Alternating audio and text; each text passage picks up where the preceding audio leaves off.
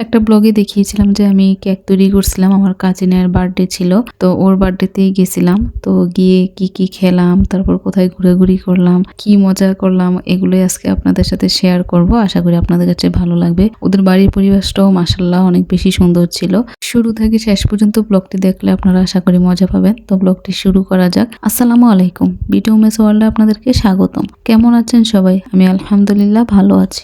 সকালে ঘুম থেকে উঠি টাটকা শাকসবজি এনে রাখছে, তো এগুলো আজকে রান্না করবে। আমার তো টাটকা শাকসবজি দেখলে অনেক বেশি ভালো লাগে, কারণ এগুলো আমার অনেক বেশি পছন্দ। আর শীতকালটার জন্য এই কারণে আমি অপেক্ষা করি, কারণ টাটকা সবকিছু খেতে পারবো। এখন দুপুরবেলা আমি কিছু চিপস ভেজে নিচ্ছিলাম। এই চিপসগুলো গত কয়েকদিন ধরে আমরা নাস্তা হিসেবে খাচ্ছি সন্ধ্যার সময়। আমার আব্বু অনেক বেশি পছন্দ করে, আমরাও পছন্দ করি, বাট আব্বু বেশি এগুলো খেতে পছন্দ করে আর কি, যার কারণে আনা। তো গত কয়েকদিন ধরে টানা খেয়ে তারপর আবার আমরা খাওয়া বন্ধ করে দিছি। মানে আজকে যে বাঁচতেছি এটাই লাস্ট ছিল আমাদের খাওয়াটা, কারণ অতিরিক্ত খাইলে আবার সমস্যা, যেহেতু এগুলো তেলে ভাজা জিনিস।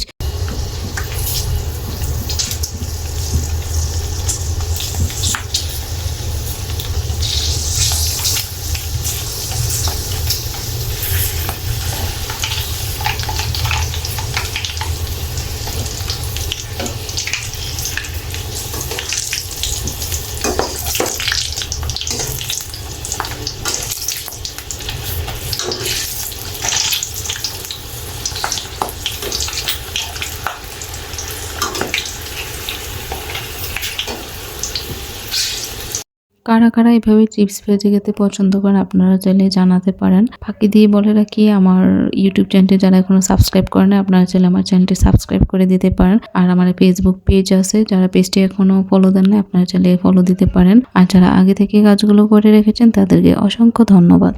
হাতের এই টুকটাক কাজগুলো শেষ করে আমি এখন রেডি হব, কারণ আমার তো জন্মদিনের দাওয়াত আছে। আপনাদেরকে বললামই শুরুর দিকে যে আমার কাজিনের বার্থডে। তো আপনাদের কাছে গত ব্লগের কেকটা কেমন লেগেছে অবশ্যই কমেন্টসে জানাতে ভুলবেন না। তবে আমি বুঝতেছি যে আমার আগের কেকের তুলনায় এখনের কেকগুলো আলহামদুলিল্লাহ যেমনই হয় ভালোই হয়, মানে নিজের ইমপ্রুভটা আমি দেখতেছি আর কি। এখন আমি যাচ্ছি আমার ওই কাজিনের বার্থডেতে। তো ওদের বাড়ির রাস্তাগুলো অনেক বেশি সুন্দর, যাওয়ার সময় যে রাস্তাগুলো পাই আমার কাছে তো অনেক বেশি ভালো লাগে। আমি আমার গ্রামের রাস্তাগুলো দিয়ে যখন হাঁটি তখন মনে হয় যেন কেউ দৃশ্য এঁকে রাখছে। মানে আগে আমরা এরকম ছোট থাকতে দৃশ্য আঁকতাম।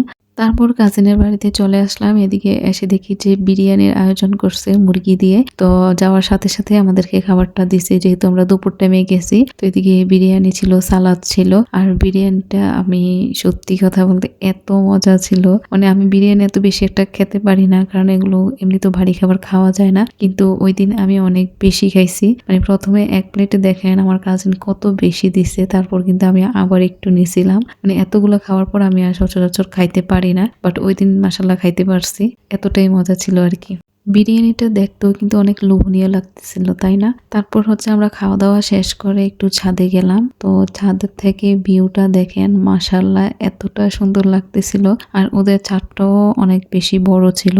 আর আমার পাশে ছিল ওর কিছু ফ্রেন্ড। তো এদিকে আরো 5-6টা মেয়েও ছিল আর কি, মানে ওর ফ্রেন্ড ছিল।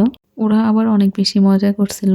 আমরা ওই যে ছোট থাকতে খেলছিলাম জোতা দিয়ে জোতা চোর খেলা, তো ওরা আবার এটা খেলছিল, এটা নিয়ে অনেক বেশি মজা হয়েছে। আমি ওদের খেলা দেখতেছিলাম, আমি খেলিনি বাট বসে বসে দেখতেছিলাম আর কি। ছাদের মধ্যে কিছুক্ষণ ঘোরাফেরা করে তারপর আমরা আবার রুমে চলে আসছি। এখন কেক কাটবে। এদিকে ওর 2টা ভাতিজা ছিল আর একটা ছোট ভাই ছিল। তো ওরা অনেক বেশি খুশি ছিল আর বারবার বলতেছিল আমি যেন ওদেরকে ভিডিওর মধ্যে নেই। আর এদিকে দেখেন ওর ভাতিজা কি করছে, আমার থেকে যে কেকটা আছে ওইটা সে হাত দিয়ে নষ্ট করে ফেলছে ফ্রিজে রাখাকালীন নাকি। আর এদিকে 2টা কেক ছিল, আরেকটা দোকান থেকে আনছে। তো যেটা দোকান থেকে আনছে এটা তো আপনারা দেখেই বুঝতেছেন। আর সাথে সবাই গিফট ছিল, আমিও দিছিলাম, আমি কিছু কসমেটিক্স আইটেম দিছিলাম আর আমি যেহেতু চেহারা দেখাই না সেই কারণে আমি সবাইকে দেখানো পসিবল হয় নাই। ছোট বাচ্চাদেরকে রাখছি, ওরা নিচ থেকে আসছে আর ওদের গার্ডিয়ানরাও জানে আমি যে ব্লগে আপলোড করব।